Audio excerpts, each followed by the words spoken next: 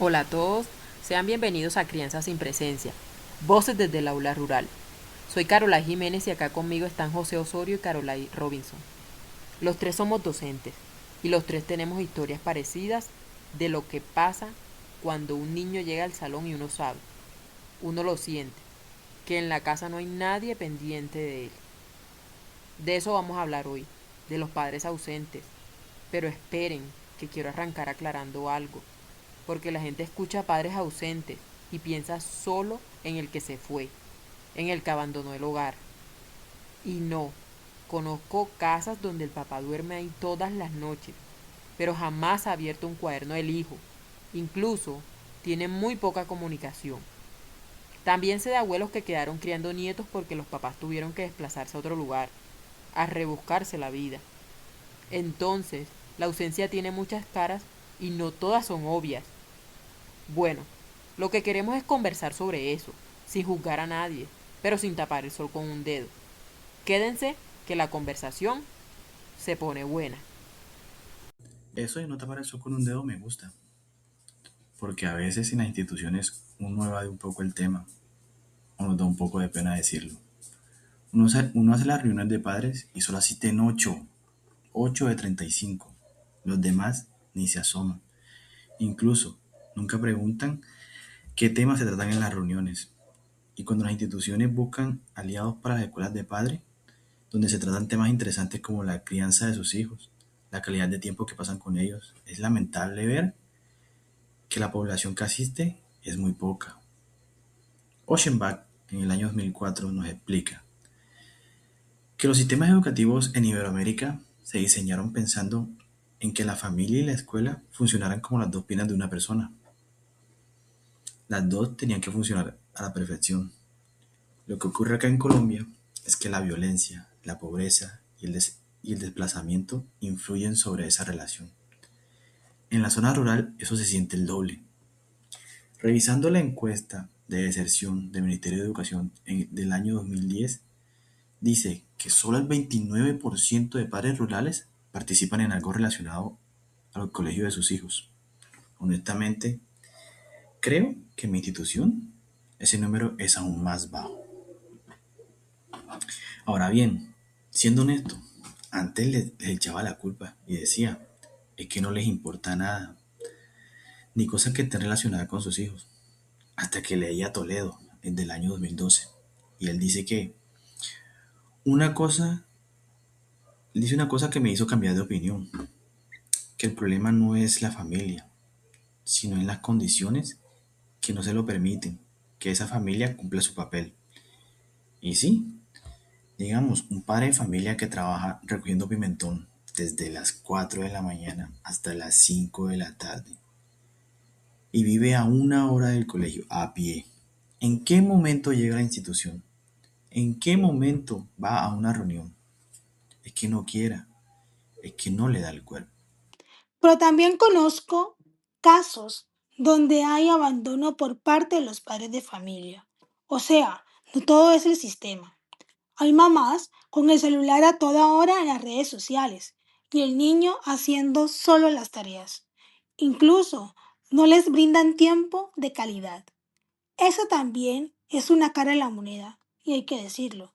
Pero bueno, cual sea la razón, lo que pasa en el aula cuando no hay acompañamiento es igual. Lastre, López y Alcázar en el año 2018 hicieron un estudio en Toluviejo, Sucre, en una escuela rural. Los resultados hablan por sí solos. Los estudiantes que contaban con apoyo familiar les iba mejor y los que no tenían a nadie que los orientara en cualquier aspecto bajaban el rendimiento académico. En matemáticas, español, ciencias, en todo les iba mal. Algo que llama la atención es que no era poca la diferencia, era bastante marcada. Carvajal y Sánchez en el año 2022 encontraron en San Miguel, Antioquia, algo que a mí me pasa todos los inicios de año escolar. Papás que el día de la matrícula llegan con su hijo, firman y hasta noviembre los ve uno nuevamente, preguntando si el estudiante ganó o perdió el año. Literal. Y a raíz de eso uno quisiera juzgarlos. Pero es que como decía José, muchos de ellos vivieron lo mismo, es decir, están repitiendo la historia con sus hijos. Flores, Villalobos y Londoño en el año 2017 hablan de que en Colombia el acompañamiento familiar ya no es un tema de voluntad propia, sino una urgencia y apoyo esa idea. Cuando la conexión casa-escuela se pierde, el estudiante empieza a faltar a clase, baja el rendimiento académico, pierde el interés y se muestra desmotivado. Y de ahí a la deserción hay un paso corto. En el campo eso significa que el estudiante termina repitiendo la historia de su familia. Bueno, en cuanto a lo de las redes sociales que dijo Caroline, sí, también suele ser muy común. Pero lo que más me preocupa es otra cosa. Es lo que las notas no muestran. Hay que analizar más allá de unos promedios. Les voy a contar algo que me sucedió con un estudiante. Hace unos años, al iniciar mi jornada, vi a un niño, vamos a llamarle Santiago para no revelar su identidad. Estaba llorando en la parte trasera del salón de clase. Me acerqué y le pregunté qué pasaba, por qué lloraba. No me quiso responder. Lo acompañé en silencio por varios minutos y luego le pregunté si su mamá sabía que en esos días teníamos escuela de padres. Ahí el niño me miró y me dice, profe, mi mamá no sabe ni que yo estoy acá. Lo dijo con esa tranquilidad como si a nadie le importara lo que pasara con él. Me dejó muy sorprendida su respuesta y me tocó salirme un momento del salón. Santiago no tenía ningún problema de aprendizaje. Santiago lo que necesitaba era cariño, alguien con quien él tuviera la confianza para expresarse. El documento del Ministerio de Educación del 2022 habla de competencias socioemocionales, de resiliencia, y en teoría está perfecto, pero en la práctica todo cambia. Quienes estamos en el aula sabemos que cuando un niño no tiene a quien contarle cómo le fue o buscar refugio en sus padres, todo está mal. Uno termina haciendo de todo. Nos convertimos en su amigo de confianza, psicólogo, etc. No podemos ser indiferentes ante eso. Bueno, el punto es que esto no es solo cuestión de voluntad del profe, hay algo más de fondo. Freire tiene una frase en su Pedagogía del Oprimido que a mí me quedó sonando.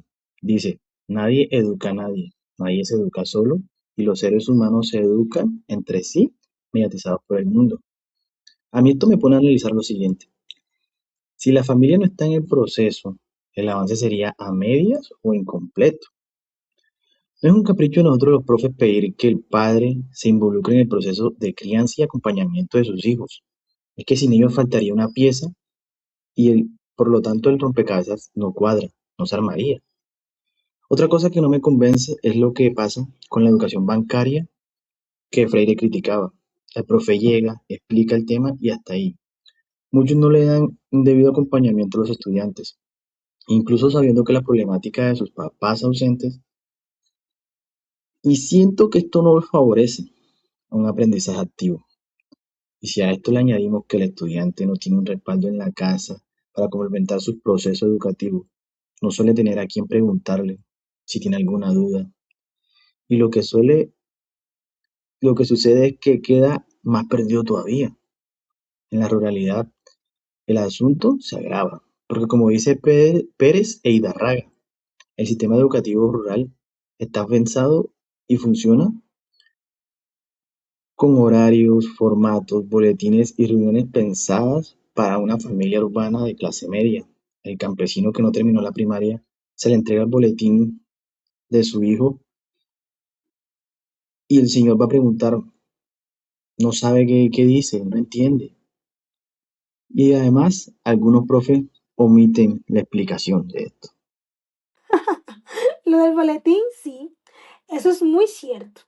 Una vez, en una entrega de informe, un papá me preguntó, profe, ¿Pasó o no pasó? Porque él no entendía el lenguaje institucional. Eso nos pone a replantearnos que desde la inclusión, un niño sin acompañamiento familiar ya está en situación de vulnerabilidad. El Ministerio de Educación en el año 2022 habla de ambientes de aprendizaje que se ajusten a la realidad del estudiante. Eso suena bien en teoría, pero en la práctica no siempre es así. Por ejemplo, si yo sé que un estudiante no tiene apoyo en casa, no sería justo evaluarlo igual que aquel niño que sí tiene ese apoyo. Tengo que ver las cosas de otra manera, reorientar mi quehacer educativo para responder mejor a la realidad de mis estudiantes. La Ley 2025 del año 2020 creó las escuelas de padre. Está perfecto. Pero si nos ponemos a ver, los estudiantes que más cerca viven de las escuelas están a una distancia entre 30 y 35 minutos. El transporte que utilizan es la chiva y pasa en horarios determinados y muchas veces no les sirve. Ahí es cuando toca recurrir a mensajes por WhatsApp y definitivamente no es lo mismo. Ah, y otra cosa que me parece fundamental, estar pilas con las señales de alerta. Desde que un estudiante empieza a faltar con frecuencia, que baja su rendimiento académico de un momento a otro, que se pone agresivo ante los llamados de atención de algún docente, esto no se debe dejar de pasar. Se debe solicitar con urgencia la presencia de su acudiente e indagar qué sucede, no esperar a que se deserte sin ninguna explicación. Bueno, se nos acabó el tiempo y yo siento que nos faltó tanto por abordar. Esto es un tema que tiene mucha tela por cortar, pero lo esencial quedó dicho. La ausencia de los padres no es el problema en sí, sino una señal de que hay situaciones de fondo que necesitan atención. La violencia que todavía evidenciamos, la falta de oportunidades y de tantas situaciones más. Echarle la culpa a la familia es lo fácil. Lo complejo es preguntarse qué podemos hacer desde nuestras aulas con lo que tenemos. Y para un cierre del programa con altura, dejo la siguiente frase de Freire. La educación no cambia el mundo, cambia a las personas que van a cambiar el mundo. Cae como anillo al dedo, porque no promete soluciones de un momento a otro. Solo nos invita a que cada uno asuma la responsabilidad que le corresponde. Eso intento cada día, mejorar para beneficio de mis estudiantes. Gracias por escucharnos. Esto fue Crianza sin Presencia. Nos vemos.